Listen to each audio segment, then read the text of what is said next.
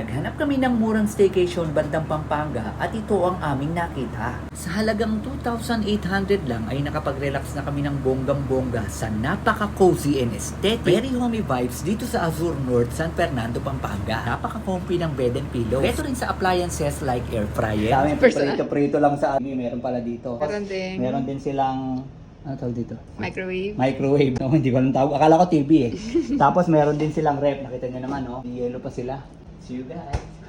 Clean toilet and bath with hot and cold shower. May mini balcony rin at tanaw na tanaw namin ang Mount Arayat. Ito naman ang view namin sa gabi. Kitang-kita yung Skyline. Midnight snacks pang Netflix and chill. Siyempre, sinulit na namin. Sa ibaba ng building ay may wave pool, kaya nag-swimming na rin kami. All in all, super enjoy ang aming quick staycation. Kaya kung naghahanap kayo ng maganda at affordable na staycation na di gaanong kalayuan from Metro Manila, visit nyo na tong Cozy Home PH sa Facebook. At para maka-discount ay gamitin lamang ang code na ANIBLIGHT.